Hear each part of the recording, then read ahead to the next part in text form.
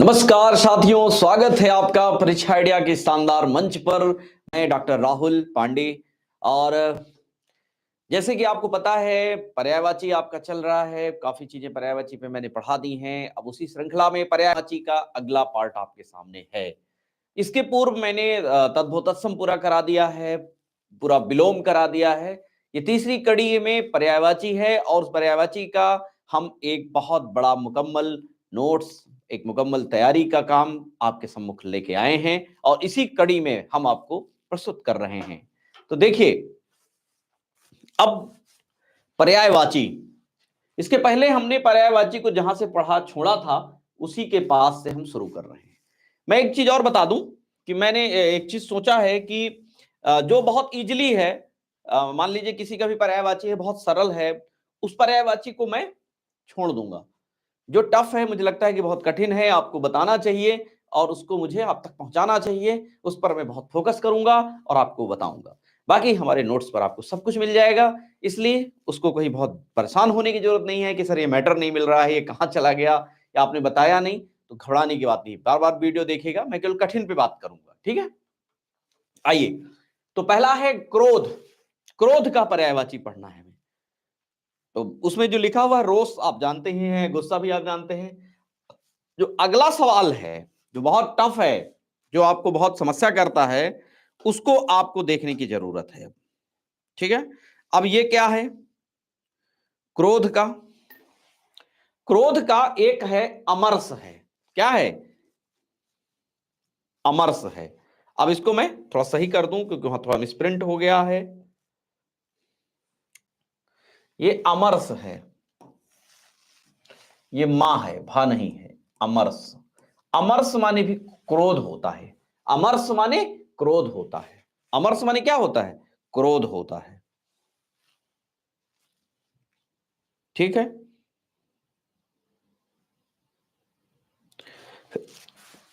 क्रोध, गुस्सा, अमरस, आक्रोश, आक्रोश, आक्रोश भी होता है, रोष, और रिस भी होता है। ठीक है, ये इतने सारे शब्द क्रोध के पर्यायवाची हैं। ठीक है, अब आगे आ जाइए, ये नहीं है, ये मिसप्रिंट है। इसमें क्या इंपॉर्टेंट क्रोध में लगा आपको? अमरस बहुत इंपॉर्टेंट, बाकी शेष आप सब जानते हैं।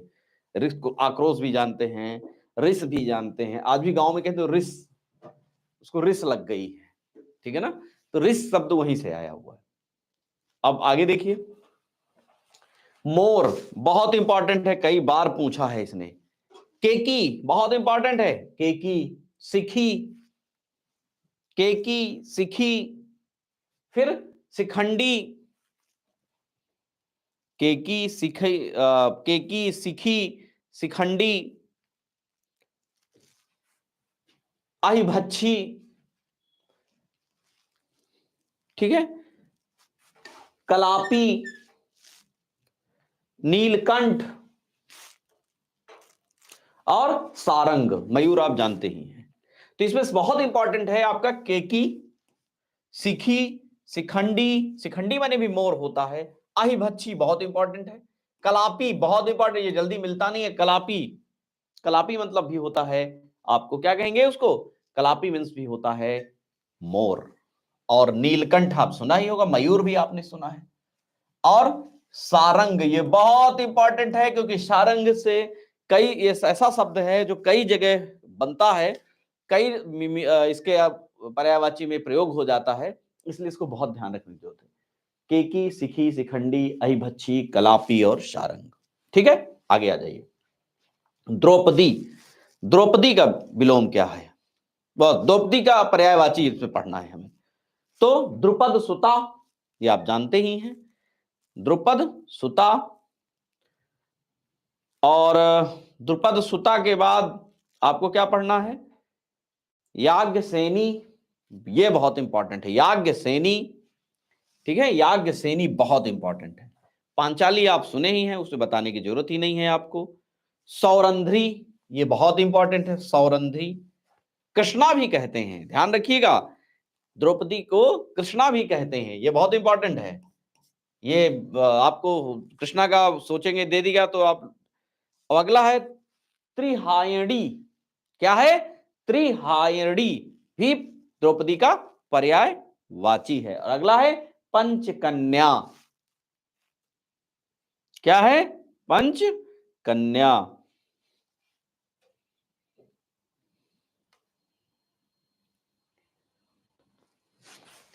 ठीक है, अगला क्या है? अगला बहुत ये आप जानते ही हैं, पंच भरतारी। पंच भरतारी का मतलब है 5 लोगों की पत्नी। ठीक है,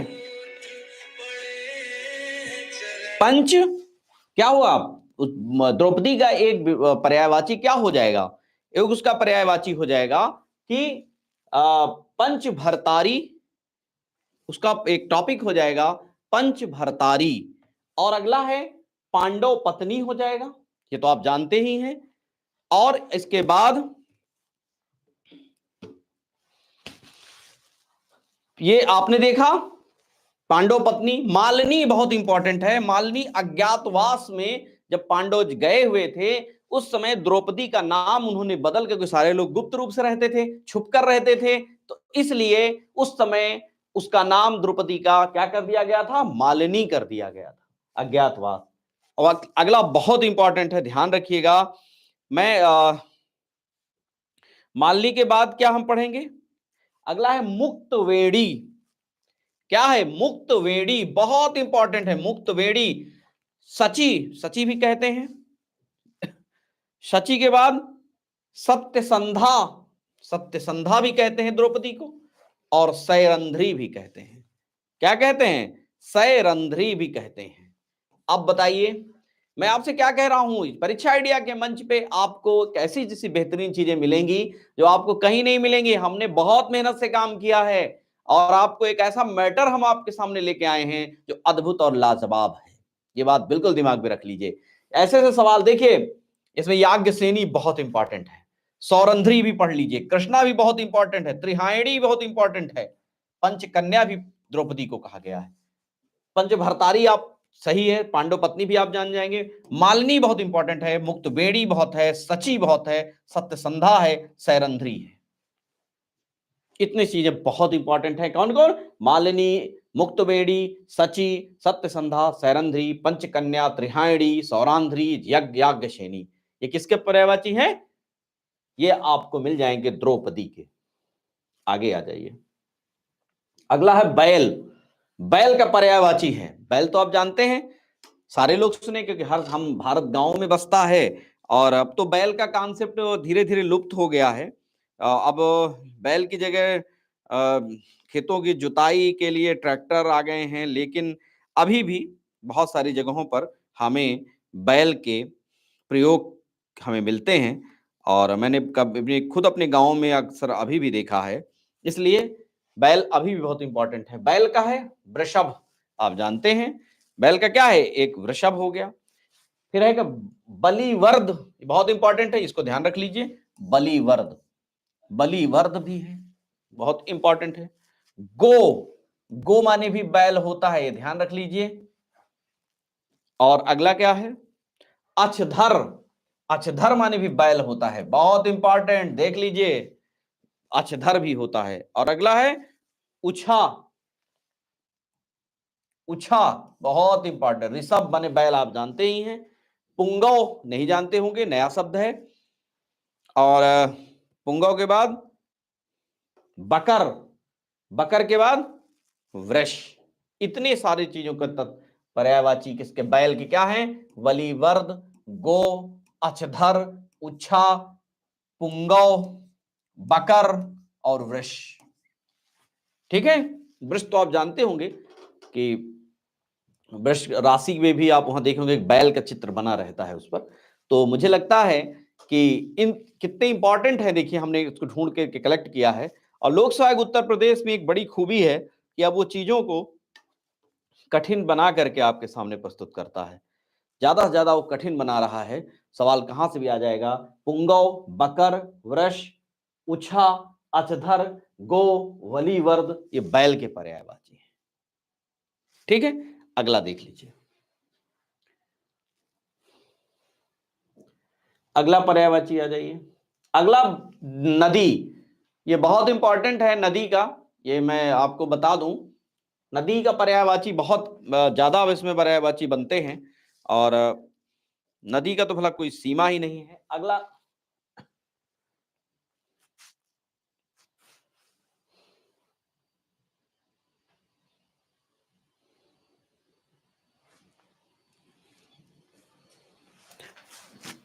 देखिए, मैं बुलाता हूं।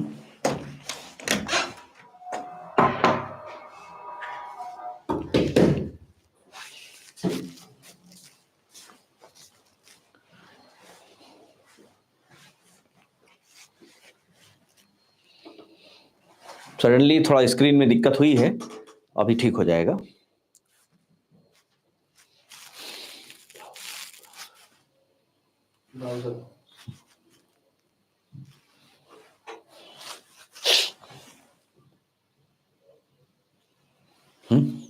Double tap.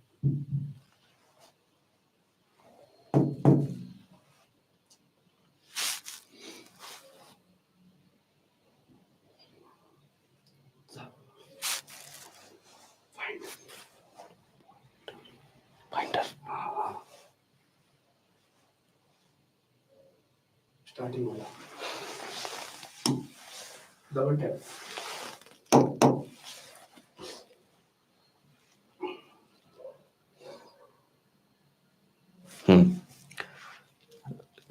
थोड़ा सा बीच में टेक्निकल फॉल्ट था। चलिए, नदी के पर्यायवाची मैं आपसे बता रहा था। तो नदी के पर्यायवाची में मैंने आपको बताया कि शुरुआत करते हैं। ये एक ऐसा पर्यायवाची है जो थोड़ा बहुत ज्यादा इसके पर्यायवाची बनते हैं, इसलिए पर्यायवाची को यहां पर पढ़ते हुए आप बहुत ध्यान से ध्यान दीजिएगा। नदी का एक है आप पैश्यनी, आप जानते हैं पैश्यनी है, जहां भगवान राम स्नान किए थे पैश्यनी नदी पर, ठीक है, जब चित्रकूट आए थे। इसके बाद तरंगिणी, पैश्यनी के बाद कूलंकषा है, पैश्यनी के बाद कूलंकषा, आप जानते हैं। कूलंकषा के बाद कूलवती, कूलवती है, ये ता है, कूलवती, ठीक है। कूलवती, तरंगिणी आप जानते हैं, तटनी भी आप जानते हैं, सरिता भी जानते हैं, निम्नगा, निम्ना, निम्ना कहते हैं इसे, निम्ना, निम्ना, निम्ना हो गया, जिसको एक नाम निम्नगा भी मिलता है। क्या मिलता है? निम्नगा, ठीक है, निम्नगा इंपॉर्टेंट है। फिर अगला है वाहिनी, आप जानते ही हैं, कुछ निर्झरणी, ये भी आप जानते हैं।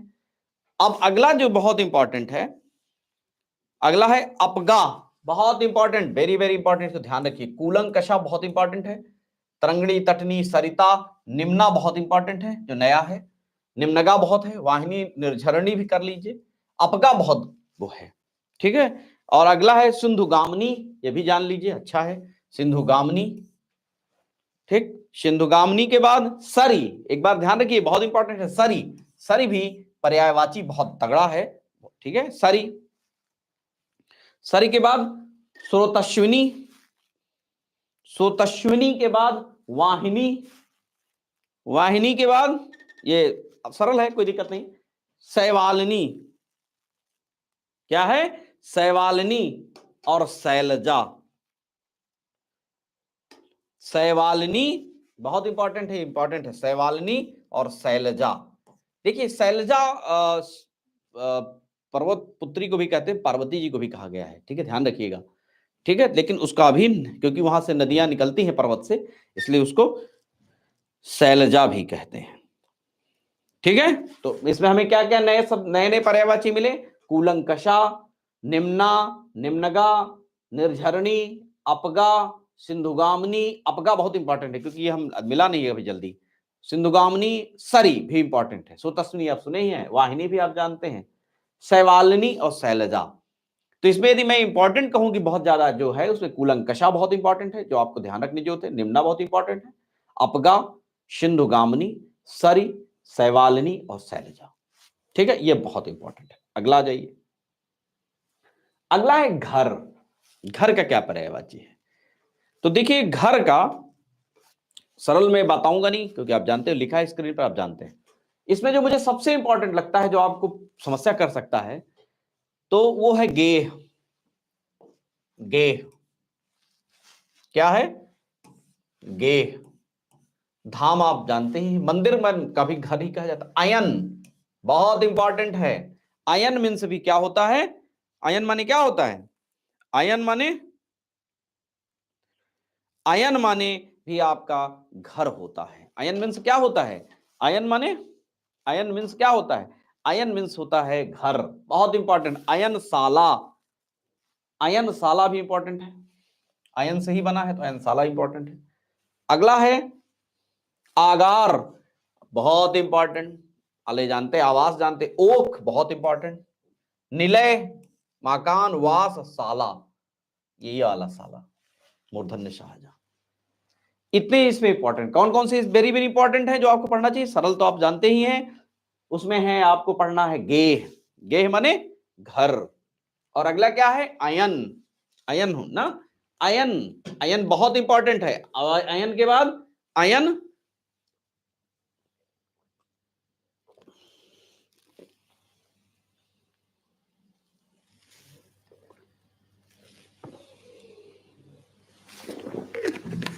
अयन मीन्स हुआ घर। फिर इसके बाद अयनशाला बहुत इंपॉर्टेंट है। आगार, आगार माने भी घर होता है, बहुत इंपॉर्टेंट।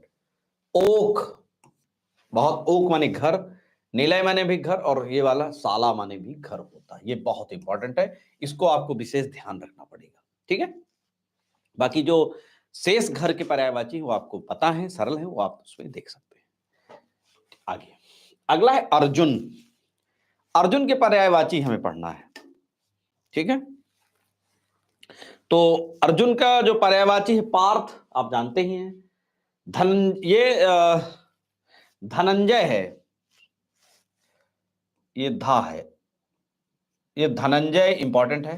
कौंतेय अर्जुन को कहा गया है। और ये अगला बहुत है गुड़ाकेश, बहुत इंपॉर्टेंट है। सव्यसाची और गांडीवधारी तो आप जानते ही हैं। इतने सारे पर्यायवाची अर्जुन के हैं। तो इसमें इंपॉर्टेंट कौन है सबसे ज्यादा? धनंजय। धनंजय किसको कहा गया है? अर्जुन को कहा गया है। कौंतेय भी अर्जुन को कहा गया है। और गुड़ाकेश, गुड़ाकेश बहुत इंपॉर्टेंट है क्योंकि जल्दी मिला नहीं है। गुड़ाकेश, सव्यसाची मिला है लेकिन तब भी पढ़ लीजिए, इंपॉर्टेंट है। सव्यसाची उसको भी कहते हैं जो बाएं हाथ से लेखन उखन भी काम करता है, तो क्योंकि अर्जुन बाएं हाथ से तीर चलाते थे इसलिए उनको सव्यसाची कहा गया है। सव्यसाची, गुड़ाकेश, कौंतेय, धनंजय बहुत इंपॉर्टेंट है, अर्जुन के हैं पर्यायवाची। अगला देख लीजिए, अगला प्रशंसा। अगला है प्रशंसा। तो प्रशंसा में इंपॉर्टेंट इसमें क्या है?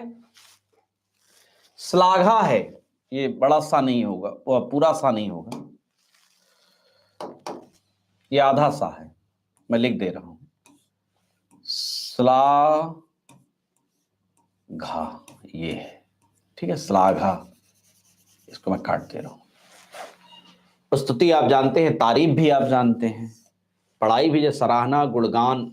और जो प्रशंसा का अगला एक बहुत अच्छा इंपॉर्टेंट है नदी। नदी माने प्रशंसा। बाकी शेष आप सब जानते हैं, प्रशंसा, तारीफ, बड़ाई, स्तुति, ये सब आप जानते हैं।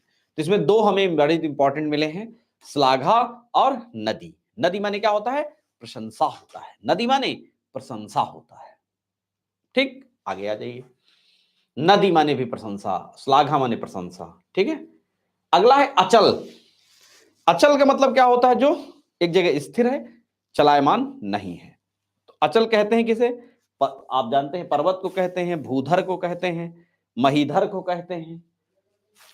अगला बहुत इंपॉर्टेंट है नग। नग, नग माने क्या होता है? अचल, बहुत इंपॉर्टेंट, इसको ध्यान लीजिए। और अगला है अद्री। अद्री, अद्री है, छोड़,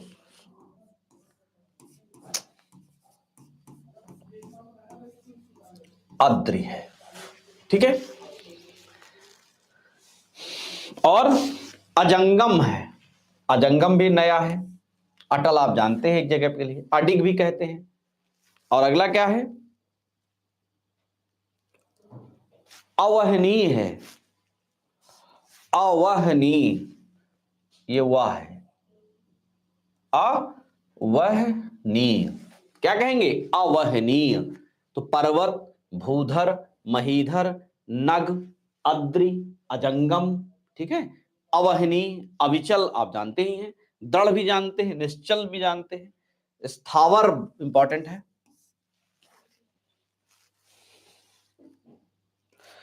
तो इसमें हमें क्या इंपॉर्टेंट मिला? भूधर, भू माने पृथ्वी को धारण किए हुए, तो अचल माने भू को पकड़े हुए, पर्वत आप जानते हैं। महीधर, मही माने क्या होता है? ठीक है, मही माने भी पृथ्वी होता है, तो पृथ्वी को धारण किए हुए, तो वो भी इंपॉर्टेंट, लेकिन कर दीजिए। तो महीधर, नग, नग माने भी पर्वत अचल होता है। अद्रि, अजंगम, और अवहनीय। वाहन का मतलब होता है चलने, अवहनीय मतलब नहीं चल पा रहा है, एक जगह ही है। और स्थावर, इतने बहुत इंपॉर्टेंट है। आपको यदि अचल के पर्यायवाची पूछेगा कठिन से कठिन, तो या तो महीधर पूछेगा, नग पूछेगा, अद्रि पूछेगा, अवहनीय पूछेगा, स्थावर पूछेगा। ठीक है, आगे आ जाइए। अब अभिजात, अभिजात का पर्यायवाची क्या होगा? अभिजात माने क्या होता है? अभिजात माने श्रेष्ठ या कुलीन को कहा गया है। तो इसके लिए कुलीन है, श्रेष्ठ है और आर्य है। ठीक है, तीन ही है, आप जानते हैं। अभिजात वर्ग का है, अक्सर सब इस शब्द का प्रयोग किया जाता है कि वो अभिजात वर्ग का है, अर्थात श्रेष्ठ वर्ग का है, कुलीन वर्ग का है, आर्य वर्ग का है। आगे आ जाइए। राजा, देख राजा के पर्यायवाची देखते हैं, बहुत इंपॉर्टेंट है राजा। तो आप इसमें बहुत सारे तो जानते ही हैं, बताने की मुझे जरूरत नहीं है। नृप, भूपाल, भूपाल, नरपति इंपॉर्टेंट है, नरपति। ठीक है, नरेंद्र आप जानते हैं, नरेंद्र माने राजा का ही पर्यायवाची है। नरेश, भूप, भूप याद कर लीजिए, भूपति एक ही बना है। और अगला क्या है? नरेश, भूप, भूपति, भूमिपति है, ये भूमिपति है, वही तो मैं कह रहा हूं, ये भूमिपति आप जानते ही हैं। भूमिपति कैसे कहते हैं? भूमि का स्वामी। फिर है महीप, महीस नहीं है, महीप है, महीप। राव, अब इसमें यदि मैं कहूं आपसे कि सबसे इंपॉर्टेंट शासक का मतलब, शासक भी राजा को ही कहते हैं, जो शासक होगा वही राजा कहला जाता है। तो इसमें जो इंपॉर्टेंट आपको मिले हैं, नरपति, नर माने आम नर माने इंसान का, पति स्वामी, कि नरपति।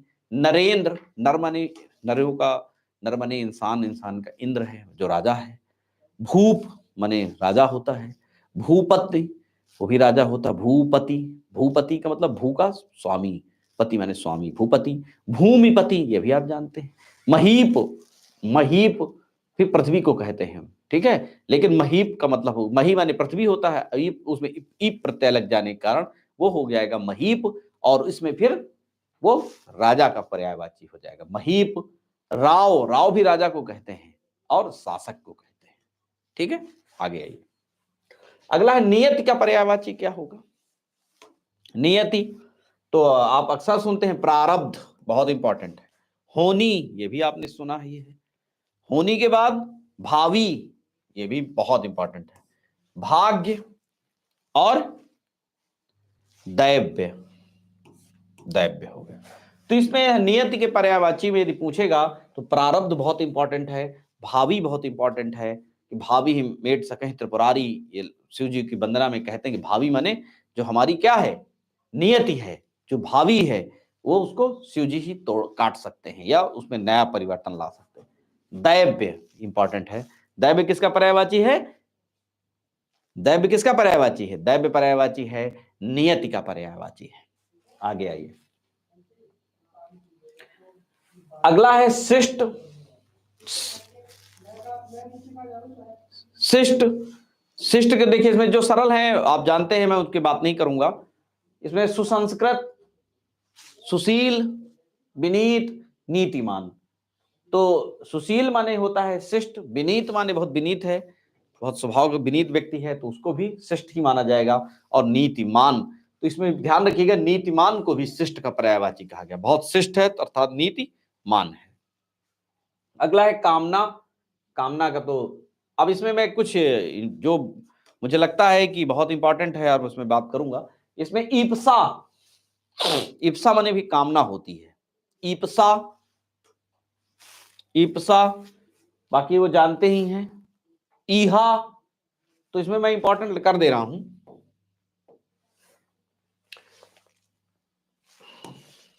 ईप्सा, ईहा, कामना, चाह, लालसा, लिप्सा, वांछा और स्पृहा।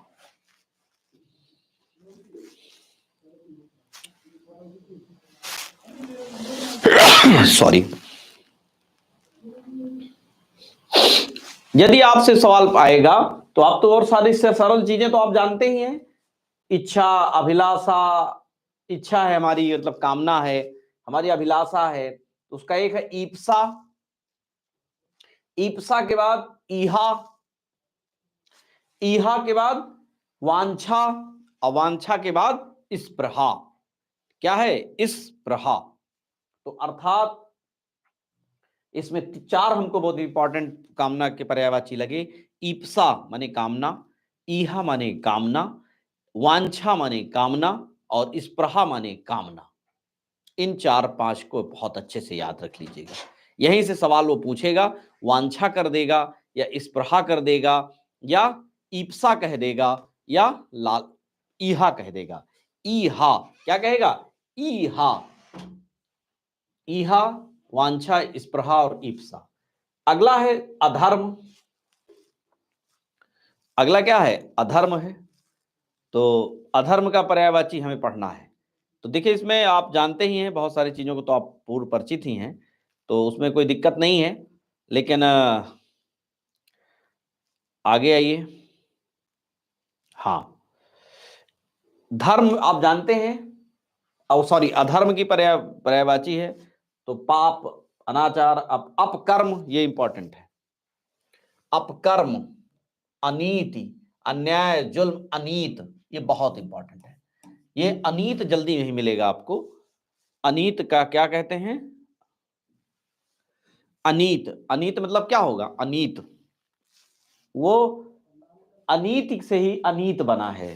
लेकिन ध्यान रखिएगा कि ये बहुत इंपॉर्टेंट, अपकर्म और अनीति नहीं कहते, अक्सर लोग कहते हैं अनीत कार्य कर रहा है, और अनीत क्या? अनीत, ये बहुत इंपॉर्टेंट है। ये दो तो बहुत इंपॉर्टेंट है, बाकी शेष आप जानते हैं। अपकर्म और अनीत किसके पर्यायवाची हैं? अधर्म के। अनीत माने अधर्म, अपकर्म माने भी अधर्म। अधम,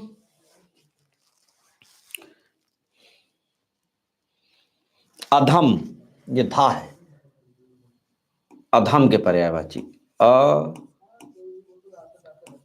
अधम। अधम तो आप जानते हैं कि अधम किसको कहा जाता है? खल को कहते हैं, दुष्ट को।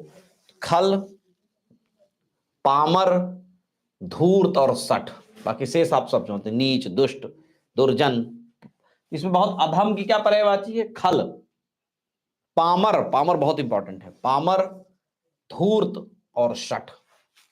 सठ कहते हैं बहुत सठ, बहुत गंवार को सठ को भी कहते हैं, तो अधम को भी कहते हैं उसको।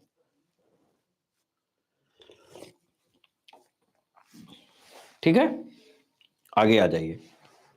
इसमें आपको तीन चार बहुत अच्छे शब्द मिले हैं। खल दुष्ट को कहते हैं, अधम को कहते हैं, पामर और धूर्त, सठ। अगला है अमृत। अमृत का पर्यायवाची अमी, बहुत इंपॉर्टेंट है। सोम तो आप जानते हैं, अमीय, सुधा माने भी अमृत होता है, पीयूष माने भी अमृत होता है। सुरभोग इंपॉर्टेंट है, जीवनोदक और मधु। अमी, ठीक है। अमी को क्या कहेंगे? अमी को अमृत का अमी। और अमीय, सुरभोग, सुर माने देवता, जिसका भोग करते हो, अमृत ही पीते हैं। और जीवनोदक, जो जीवन को प्रदान करता है, उसको भी अमृत कहते हैं। और मधु, मधु माने भी अमृत ही होता है। क्या होता है मधु माने? मधु मतलब अमृत हो गया। ठीक है, अगला आ जाइए, आकाश के पर्यायवाची, बहुत इंपॉर्टेंट है आकाश का। तो आप आकाश का अभ्र, ये बिंदु नहीं है, अभ्र बहुत इंपॉर्टेंट है। व्योम माने आकाश, आप जानते। द्यू इंपॉर्टेंट,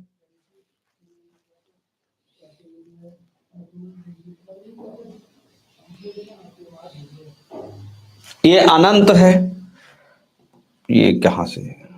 अनंत है, ठीक है, अनंत। शून्य, गगन माने आकाश, आप जानते ही हैं। अंतरिक्ष भी जानते हैं, तारा पथ भी आप जानते हैं। अब इसके बाद द्यौ, धो नहीं है, ये द्यौ है, ये द्यौ। द्यौ माने भी आकाश, अंबर जानते हैं। पुष्कर, आसमान भी आप जानते हैं। खगोल, फलक और नाक।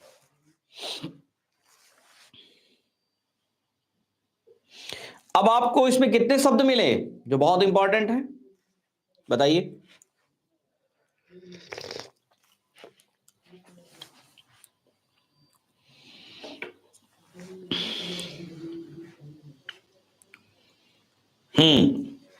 इसमें आपको अभ्र, द्यू माने आकाश, अनंत भी होता है, शून्य भी होता है, उसे कहते हैं। तारापथ भी कहते हैं, द्यौ भी कहते हैं। पुष्कर माने भी आकाश होता है, ये बहुत इंपॉर्टेंट है। पुष्कर, पुष्कर खगोल भी आकाश को कहते हैं। फलक और नाक, सबसे इंपॉर्टेंट है, नाक को भी आकाश कहते हैं। आपने अक्सर एक गीत सुना होगा, फलक तक ले चल मुझे, फलक तक साथ ले चल मुझे। तो फलक का मतलब क्या हुआ? फलक का मतलब होता है यहां पर आकाश होता है।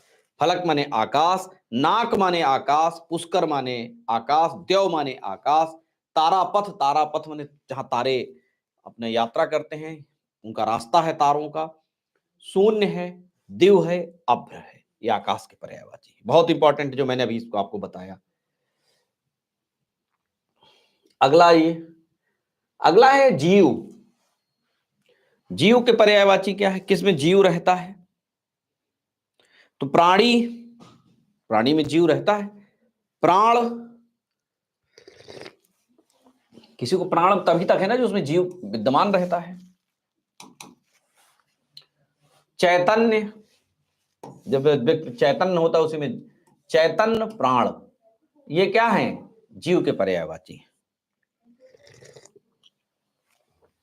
जीव के पर्यायवाची क्या है? प्राण और चैतन्य। प्राण, चैतन्य, बाकी अब जान और जीवन, ये आप जीव को जानते हैं। जीव, जिस व्यक्ति में जीव होगा उसी में जान होगी, उसी में जीवन होगा, उसी में प्राण होगा, चैतन्यता होगी। पक्षी बहुत इंपॉर्टेंट है, पक्षी से बहुत सवाल पूछे जाते हैं, ठीक है। तो पक्षी में आप जानते हैं खग, पक्षी को ही कहा गया है। खग के बाद विहंग, बहुत इंपॉर्टेंट है, विहंग। पखेरु, अभी मैं एक दिन ये क्लास पेपर डिस्कस कर रहा था, तो उसमें वो बताता है कि पखेरु पूछा है कि किसका पर्यायवाची है, तो पखेरु पंछी का पर्यायवाची है। अगला है नभचर, आप जानते ही हैं, नभ में चरण विचरण करता है। चिड़िया भी पक्षी को कहते हैं। पतंग बहुत इंपॉर्टेंट है, पतंग माने भी पक्षी होता है। और अगला बहुत है शकुंत, क्या है? शकुंत माने भी होता है पक्षी, किसके माने? शकुंत माने पक्षी। और अगला है द्विज, ये जा है, द्विज, द्विज माने भी पक्षी होता है। विहंग लिखा ही है, और शकुनी माने भी पक्षी होता है। क्या माने? शकुनी, ये बहुत इंपॉर्टेंट है। तो आपको क्या मिला? विहंग माने पक्षी, पखेरु, नभचर, और इनसे भी ज्यादा इंपॉर्टेंट है पतंग, शंकुत, द्विज, मैं लिख भी दे रहा हूं। द्विज, द्विज माने भी पक्षी होता है और शकुनी माने भी पक्षी होता है। ये बहुत इंपॉर्टेंट है कि कौन कौन सा, खग, विहंग, फिर नभचर, पतंग, पतंग माने पक्षी, शकुंत, शकुंत,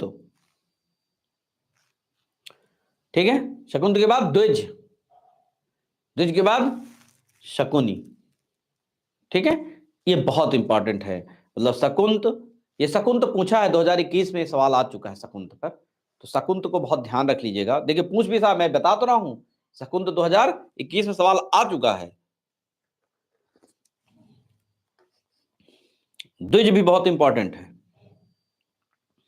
द्विज के बाद शकुनी बहुत इंपॉर्टेंट है, ठीक है। अगला है दिनांक, दिनांक के पर्यायवाची तारीख, तिथि और मिति बहुत इंपॉर्टेंट है। तारीख और तिथि तो आप जानते हैं, तारीख और तिथि दे देगा तो दिनांक के पर्यायवाची, लेकिन मिति को ध्यान रखिएगा, ये एक नया शब्द है। अगला है अंक, अंक का इंपॉर्टेंट है पर्यायवाची। अंक मतलब संख्या, अंक माने गोद, गोद, भाग्य भी अंक को कहते हैं, चिन्ह भी कहते हैं, एक अंक बना दो चिन्ह का ही है, आंकड़ा भी कहते हैं, ये इंपॉर्टेंट है। आंकड़ा, क्रमांक, गिनती, चिन्ह, प्रतीक, प्रतीक भी कहते हैं अंक को, संख्या, ठीक है। अगला क्या है,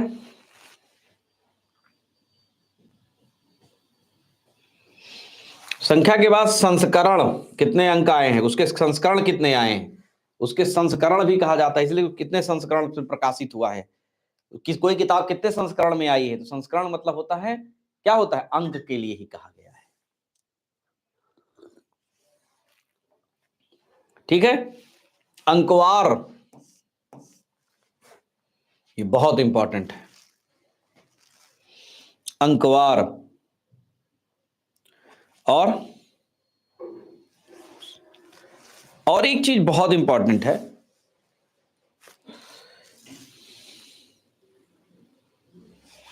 आगोश, ये गा है, आगोश में भी होता है अंक, बहुत इंपॉर्टेंट है आगोश, ठीक है।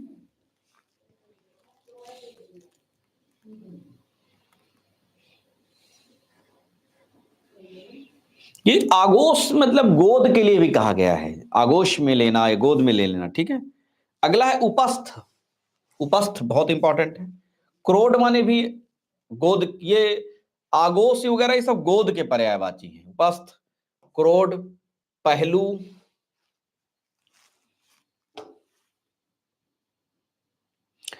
और कुछ लोग इसको दाग, पहलू, दाग, दूषण, निशान, हिंदसा, हिंदसा। देखिए इसके अंक के 3 अर्थ हैं, मैं बता दे रहा हूं आपको यहीं पे। देखिए जैसा संख्या, गोद, एक तो यहां है संख्या, गोद और भाग्य और चिन्ह, यहां तक तो आप एक किसका मान लीजिए, ये इसके नॉर्मल पर्यायवाची होते हैं, लेकिन इसको 3 अर्थ में, आंकड़े से लेकर के, आंकड़ा, पहला आंकड़ा, क्रमांक, गिनती,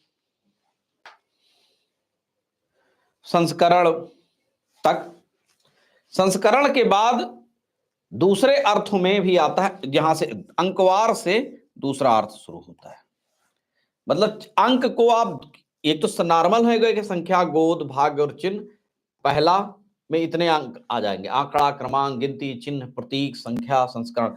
दूसरे में अंकवार, आगोश, उपास्थ, क्रोड, पहलू, यहां तक आ गया।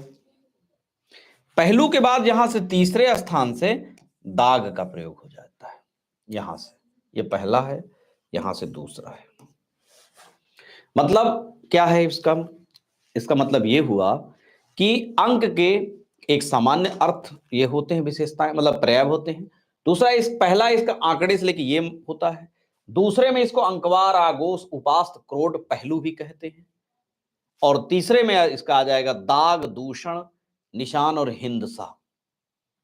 दाग, दूषण, निशान और हिंदसा भी क्या कहेंगे इसको? ये भी पर्याय का, ये भी अंक का एक पर्याय का तीसरा रूप है। मतलब यहां से भी अंक के बारे में पूछा जा सकता है। थोड़ा सा इसको बहुत चैतन्य स्थिति से पढ़िएगा, क्योंकि कई अर्थ को बताता है। आगे आ जाइए। अगला है हिरण। हिरण के पर्यायवाची देखिए, आप तो जानते हैं कुरंग बहुत इंपॉर्टेंट है। कुरंग, शारंग हिरण को ही कहते हैं।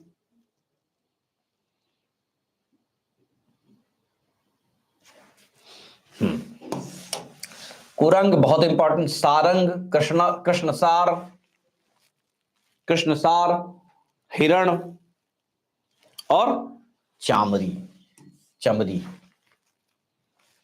अब आपको इसमें बहुत इंपॉर्टेंट क्या देखना है? मृग तो आप जानते ही हैं हिरण को। कुरंग, शारंग, कुरंग, सारंग, कृष्णसार और चमरी, ये बहुत इंपॉर्टेंट है। कुरंग, सारंग, कृष्णसार और चमरी, इसको आप विशेष तौर पे ध्यान रखिए कि यहां से सवाल वो पूछ सकता है। कुरंग हिरण के पर्यायवाची में, कुरंग, कुरंग के बाद सारंग, सारंग के बाद कृष्णसार, कृष्णसार के बाद चमरी, ये बहुत इंपॉर्टेंट है। ठीक है, अब आ जाइए बिजली का पर्यायवाची देख लीजिए। तो चपला बहुत इंपॉर्टेंट, तड़ित, दामिनी आप जानते हैं, चंचला भी बिजली को कहते हैं, सौदामिनी। अब क्षण प्रभा, यहां तक आपने देखा, क्षण प्रभा।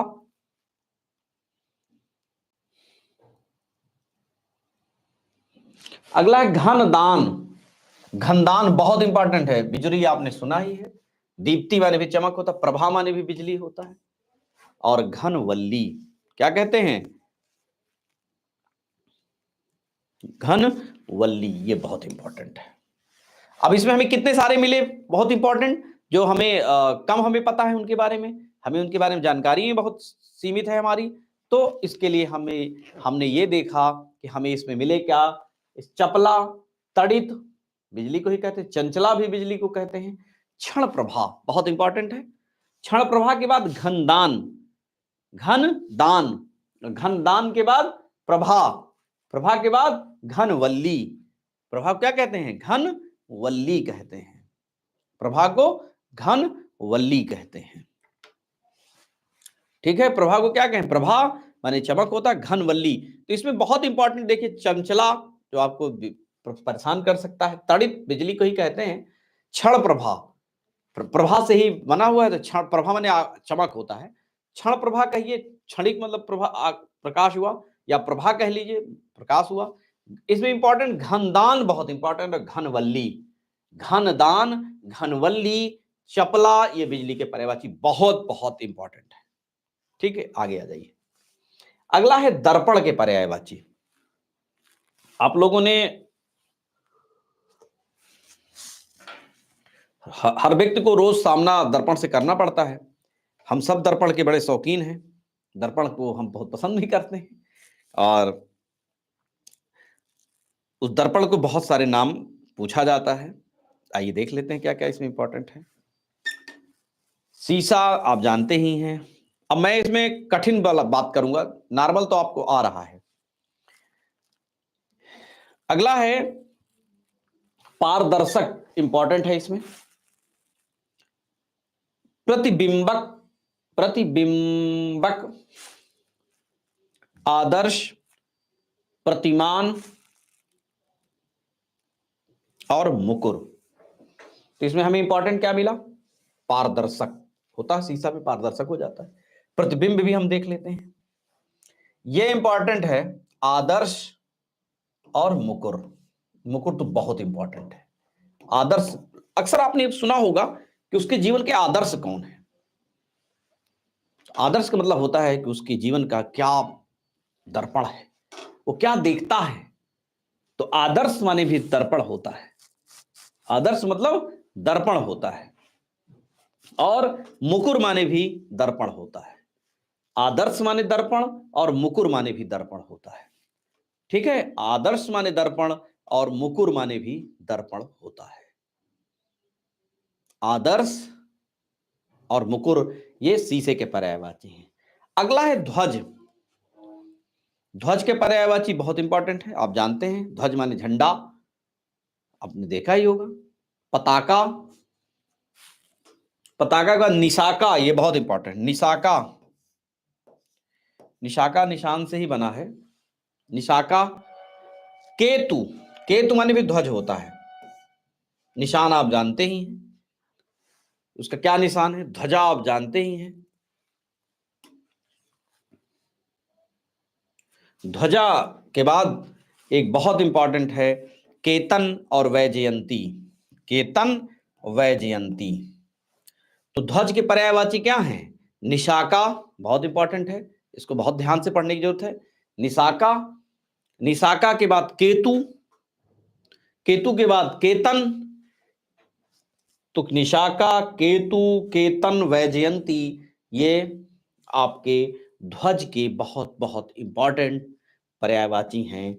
निशाका, केतु, केतन और वैजयंती। अगला आ जाइए। अगला है बहन। बहन के क्या पर्यायवाची होते हैं। हर व्यक्ति के जीवन में बहन का बहुत महत्व है। हम सबके सनातन संस्कृति में बहन की बहुत, दुनिया की हर संस्कृति में बहन की बहुत इज्जत है, और इसलिए बहन का एक अलग स्थान है हमारी आपकी जिंदगी में। भगनी आप जानते ही हैं। सहोदरा, सहोदर, उदर, साथ में उदर से पैदा होने वाली को हम सहोदरा आप जानते ही हैं। दीदी, ठीक है। अगला है बांधवी और सहगर्भिणी। तो इसमें इंपॉर्टेंट क्या क्या है हमको मिला। इसमें हमें है सहोदरा, सहोदरा, बांधवी, सहगर्भिणी। तो हमें तीन बहुत इंपॉर्टेंट पृथ्वी मतलब बहन के पर्यायवाची मिले। सहोदरा, बांधवी, बांधवी और सहगर्भिणी, ये तीन बहुत इंपॉर्टेंट है। सहोदरा, बांधवी और सहगर्भिणी। अगला है रात्रि। रात्रि के पर्यायवाची देख लेते हैं, बहुत इंपॉर्टेंट है रात्रि का पर्यायवाची। तो आप जानते हैं रजनी माने रात्रि होता है। विभावरी, निशा, छपा, छपा है ये, सपा नहीं है, छपा है। छपा मैं लिख दे रहा हूं ऊपर में, ये छतरी वाला अच्छा बना हुआ छपा। यामिनी माने रात्रि। क्षणदा, सरवरी, ये बहुत इंपॉर्टेंट है। कौन कौन हमको इंपॉर्टेंट मिला इसमें। छपा बहुत इंपॉर्टेंट है, ये तो आप जानते हैं। रजनी, विभावरी, निशा। तो छपा, यामिनी, क्षणदा और सरवरी, ये बहुत इंपॉर्टेंट है। कौन कौन। छपा माने रात्रि, यामिनी माने रात्रि, क्षणदा माने भी रात्रि और सरवरी माने भी रात्रि। इन तीन चारों को बहुत बहुत इंपॉर्टेंट है, बहुत गौर से पढ़िएगा इसको, ठीक है। अगला आ जाइए। शिक्षक। शिक्षक के पर्यायवाची क्या हो जाएंगे। शिक्षक का गुरु, आचार्य, अध्यापक। फिर अगला क्या है। प्रवक्ता है, प्रणक्ता नहीं, मिसप्रिंट हो गया है। प्रवक्ता, व्याख्याता। और अगला जो बहुत इंपॉर्टेंट है, जो इसमें आपको बहुत ध्यान रखने की जरूरत है, जो और तो आप कर ले जाएंगे, अगला है अवबोधक। क्या है। अवबोधक, बहुत इंपॉर्टेंट है ये। अवबोधक मतलब भी अध्यापक होता है या शिक्षक होता है या उपाध्याय है। ये उपाध्याय, उपाध्याय ये होता है, ठीक है। ये बहुत बहुत इंपॉर्टेंट अवबोधक, उपाध्याय भी शिक्षक का, टीचर का एक पर्यायवाची होता है। उपाध्याय, अवबोधक, बाकी शेष आप जानते ही हैं, बहुत इंपॉर्टेंट है। कौन कौन। अवबोधक, उपाध्याय। अगला है वृक्ष के पर्यायवाची क्या है। तो वृक्ष के आप जानते हैं पादप, रूख, गांच, साखी, तरुद्रुम, बिटप माने वृक्ष जानते हैं। अगम बहुत इंपॉर्टेंट, जो मैं उन्हीं को बता रहा हूं जो आप आपको बताना मुझे बहुत उचित लग रहा है, और जो कठिन हैं, जिनको आपको दिक्कत होती है कई जगह से भी, ठीक है? तो इसमें देखिए पहला क्या आया? इम्पॉर्टेंट इसमें है पादप, आप जानते हैं, रूख बहुत इंपॉर्टेंट है, गांच, गांच माने भी वृक्ष होता है, ठीक है? तो गांच, द्रुम, द्रुम बहुत इंपॉर्टेंट है, क्या है? द्रुम। फिर अगला है बिटप, माने वृक्ष ही होता है, बिटप भी कर लीजिए, बिटप। और अगला बहुत इंपॉर्टेंट है अगम। अगम अक्सर आप नहीं ध्यान दे पाएंगे तो ये गलत हो जाएगा। अगम मीन्स किसका होता है? अगम माने वृक्ष होता है, और ये वृक्ष का पर्यायवाची है रूख, गांच।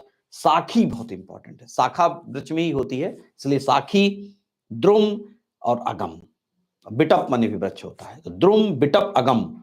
ये द्रुम, बिटप, अगम ये किसके पर्यायवाची हैं? वृक्ष के पर्यायवाची हैं, जो बहुत इंपॉर्टेंट है।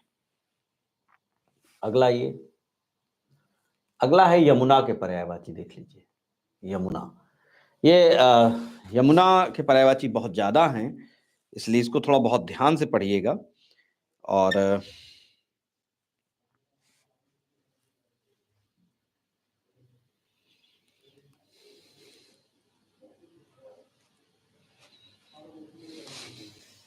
ठीक है, यमुना, यमुना को सूर्य सुता, सूर्य की पुत्री है, कालिंदी भी कहते हैं, तराणी बहुत इंपॉर्टेंट है, बहुत मैं लगाता चल रहा हूं।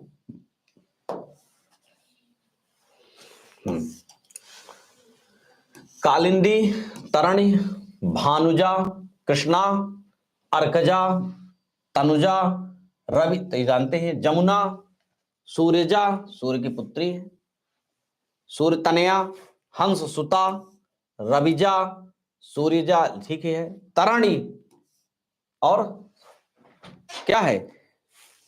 तनुजा, क्या है?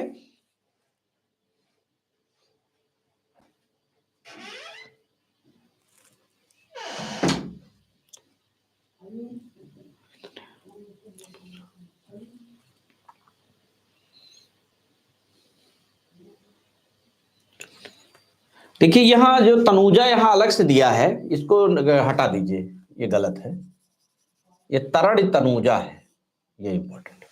अब आपको मैं यहां बताऊं कि यहां सबसे ज्यादा इंपॉर्टेंट पॉइंट कौन है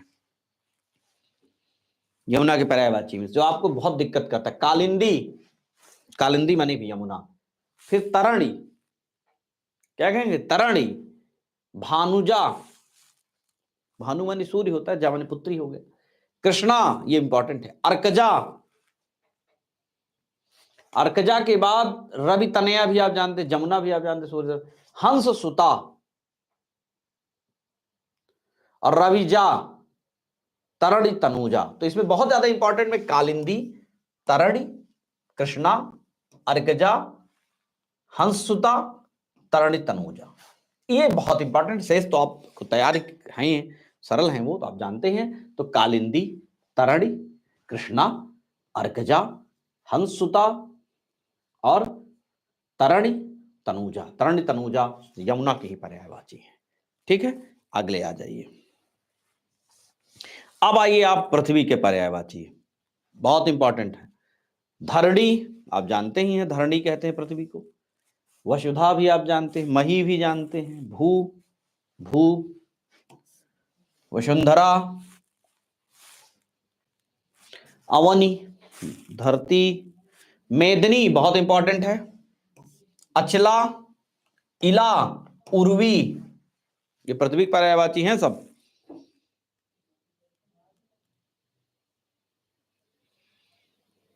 फिर उर्वी के बाद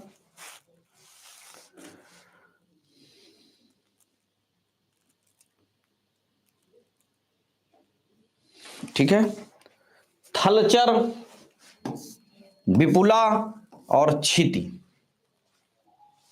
ये किसके पर्यायवाची हैं? पृथ्वी के पर्यायवाची। अब इसमें इंपॉर्टेंट क्या क्या मिला? धरणी आप जानते हैं, धरणी को भी कर लीजिए, इंपॉर्टेंट है। मही भी आप जानते हैं, भू भी आप। अगला है ये तो आप सब जानते हैं। अगला मेदिनी माने भी पृथ्वी होता है, अचला माने भी पृथ्वी होता है। मेदिनी, अचला पृथ्वी को कहा गया है। अचला क्या कहा गया है? पृथ्वी को कहा गया है। ठीक, अगला है मेदनी, अचला, इला। इला माने भी पृथ्वी होता है। उर्वी माने भी पृथ्वी, थलचर, विपुला और क्षिति। एक है ना, क्षितिजल पाव गगन समीरा, पंच तत्व रचा अधम शरीरा। तो क्षिति माने भी पृथ्वी होता है। क्षिति, विपुल, विपुल माने बहुत बड़ी है। थलचर, थल माने वही थल में चलने वाले के लिए। मेदनी माने पृथ्वी, अचला माने पृथ्वी, इला, उर्वी। मेदनी, अचला, इला, उर्वी, थलचर, विपुला और क्षिति, ये सब पृथ्वी के बहुत बहुत इंपॉर्टेंट पर्यायवाची हैं। ठीक है, आगे आओ।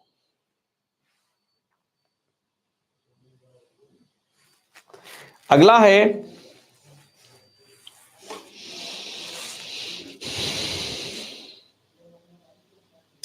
अग्नि के पर्यायवाची। अग्नि का देखिए, अग्नि का जो बहुत सरल है, मैं उसको नहीं बताऊंगा।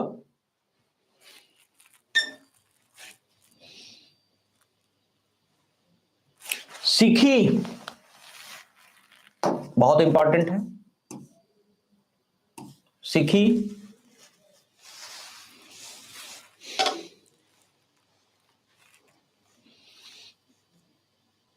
कृषाणु है, का है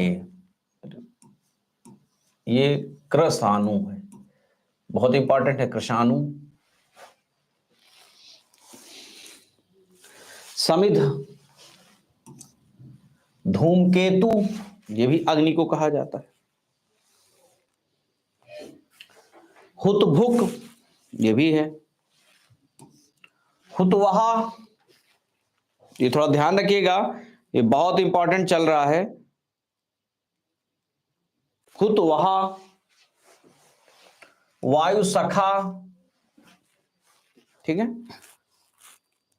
दौ, बहुत इंपॉर्टेंट है। जात वेदस, पानक, तो वैश्वानर, अनल माने आग, वही ज्वलन जानते हैं। रोहिताश्व, अरुण माने सूर्य को कहते हैं, अग्नि को कह दिए। अरुण, अशनि, आंच है ही है। ज्वाला, धनंजय,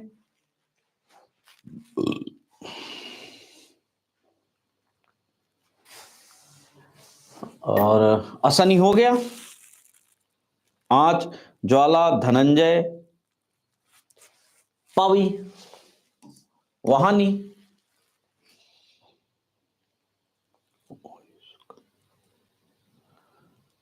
वायु सुख। देखिए, ये अग्नि का बहुत ज्यादा पर्यायवाची पूछता है अक्सर, और ये बहुत इंपॉर्टेंट भी है। अग्नि के बड़े पर्यायवाचियों में से हम ये देखते हैं कि सबसे अच्छा सीखी, कृषाणु, समिध, धूमकेतु, हुतभुक, हुतवहा, हुतभुक, हुतवहा, वायु सखा, दौ।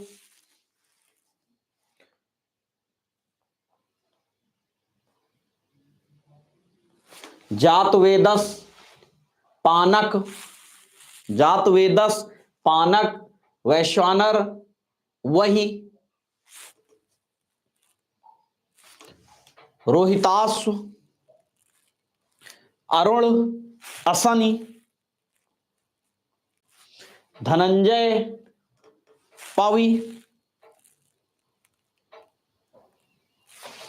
वाहनी और वायु सुख। देखिए, इसमें बहुत इंपॉर्टेंट है। इसमें मैं बहुत असमंजस की स्थिति पर था कि मैं क्या छुड़वाऊं इस पे। इसमें तो बहुत ज्यादा मात्रा में दिया हुआ है और सभी बहुत इंपॉर्टेंट मुझे लग रहे हैं, तो इसलिए आपको उनको बहुत ध्यान से पढ़ेगा। सीखी, कृषाणु, समित, धूमकेतु, हुतभुक, हुतवहा, वायु सखा, दौ, जात वेदस, पानक, वैश्वानर, वही, रोहिताश्व, अरुण, अशनि, अशनि माने भी अग्नि होता है, अरुण माने भी होता है, रोहिताश्व माने भी होता है, धनंजय, पवि, वाहनी, वायु सुख, इन सब का पर्यायवाची अग्नि होता है।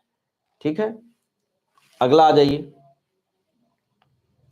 अगला बहुत, ये भी बहुत इंपॉर्टेंट है, बहुत ज्यादा इसके बनते हैं पर्यायवाची।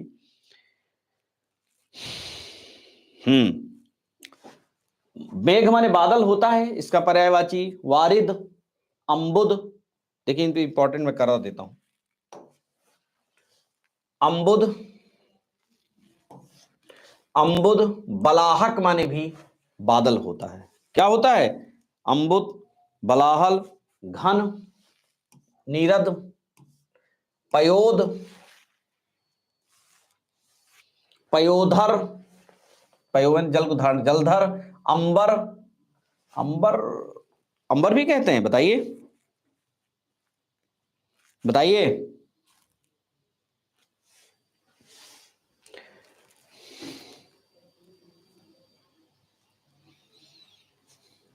अंबर भी कहते हैं। अंबर के बाद अंबर, वारिधर, वारिधर,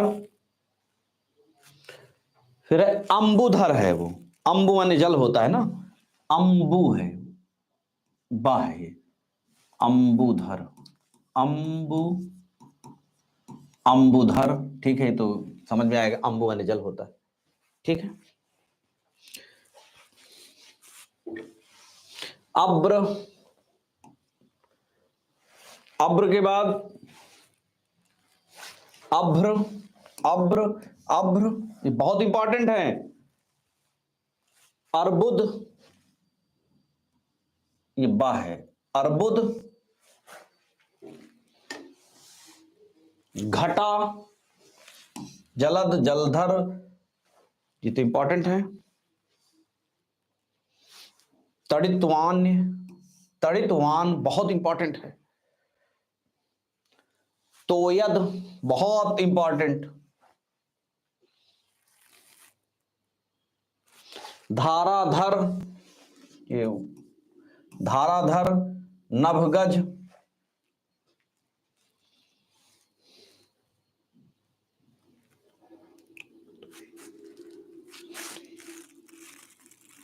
नभद्वीय, नभद्वीय, नभध्वज,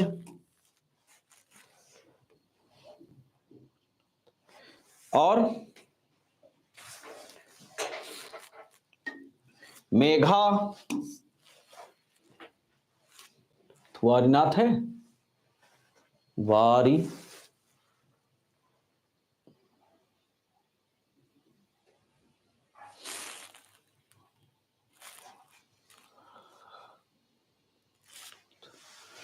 वारीनाथ है, वारीनाथ लिख लीजिए, वारीनाथ,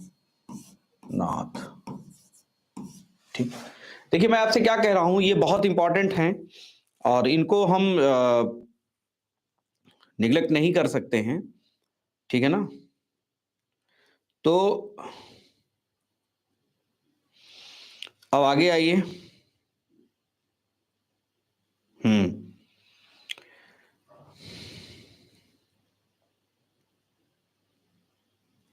अब इसमें देखिए हमें कौन कौन इंपॉर्टेंट मिला, ये बहुत इंपॉर्टेंट है। तो देखिए इसमें हमें बहुत इंपॉर्टेंट मिला अम्बुद, बलाहक, अम्बुद के बाद फिर क्या है, बलाहक, घन, जानते हैं बादल को, नीरद, पयोद, अंबर, अंबर माने भी होता है, बहुत इंपॉर्टेंट, अंबर माने मेघ होता है, बादल, वारिधर, अंबुधर, अब्र और अभ्र, ये बहुत इंपॉर्टेंट है, अब्र, अभ्र, अर्बुद, घटा, घटा में बादल घटता है, ठीक है, तड़ितवान, बादल में तड़ित होता है, ठीक है, तोयद, धाराधर, जल को धारा से, नभगज, क्या है, नभ,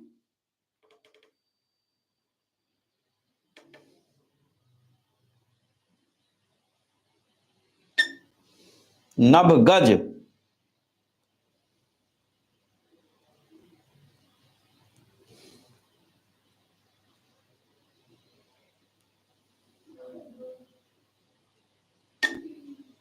नभगज बहुत इंपॉर्टेंट है, नभद्वीय, नभद्वीय, ये भी बहुत इंपॉर्टेंट है, नभध्वज, मेघा और वारीनाथ।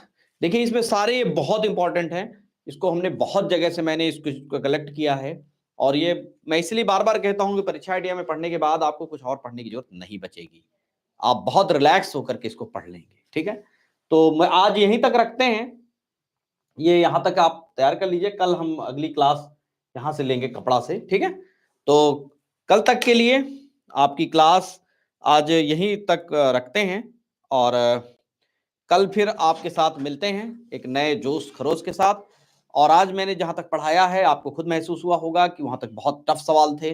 बहुत चीज़ें मैं बार-बार बताता हूँ कि मैं कठिन सवालों से आपको रूबरू कराता हूँ और सरल को भी इसलिए मैं नहीं कहता हूँ क्योंकि इससे आप उसको खुद भी देखेंगे वीडियो में, आपको खुद उससे आनंद आएगा कि चीज़ें कहाँ तक हैं, क्या नहीं है उसमें, ठीक है? तो उसमें कोई घबराने की ज़रूरत नहीं है। हम बहुत धीरे-धीरे नहीं लेकिन अच्छे से समय पे चल रहे हैं और आपके 2 पोर्शन खत्म हो चुके हैं, तीसरा भी खत्म होने की स्थिति पर ही चल रहा है। बहुत जल्दी पर्यायवाची भी खत्म हो जाएगा और इस तरह मैंने सारी चीज़ें आपको मिल जाएँगी आपको। तो ठीक है, कल तक के लिए आप खूब मेहनत करें, व्यस्त रहें, मस्त रहें और जो मैंने पढ़ाया है बहुत कठिन है, उनको बार-बार पढ़ते रहें, लिखते रहें, आपको तैयार हो जाएगा। उसका तनाव आप खत्म होता जाएगा यदि आप बहुत अच्छे से बार-बार पढ़ते रहेंगे, लिखते रहेंगे, बार-बार वीडियो को देखते रहेंगे। तो ठीक है, कल मिलते हैं एक नए जोश और खरोश के साथ। तब तक के लिए आप अपना ख्याल रखें, खूब मस्त रहें, खूब व्यस्त रहें, खूब पढ़ते रहें और परीक्षा आइडिया क वीडियो आप देखते रहें। ठीक है? तो मिलते हैं कल। जय हिंद।